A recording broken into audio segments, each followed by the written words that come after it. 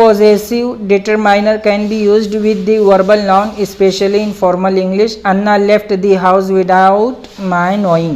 मेरे नॉलेज के बगैर उसने घर छोड़ दिया. तो इधर पे भी कैसे यूज़ हुआ है, डिटरमाइनर में हुआ है. The verbal noun also has a perfect form having ed. Having आता है और past participle आता है. Martin was accused of having cheated. ed है ना, कि उसको ब्लेम किया कि उसके साथ फ्रॉड किया उसने. आप पैसिव फॉर्म में भी आता है बीइंग ईडी, है ना. आप perfect passive form having being ED ये भी इस्तेमाल होता है. The car showed no sign of having been touched, के कोई छुआ हुआ निशान नहीं है इस पर. A verbal noun has many qualities of noun. Verbal noun के बहुत से क्वालिटीज़ होते हैं. It can be modified by adjective, ये एडजेक्टिव की तरह भी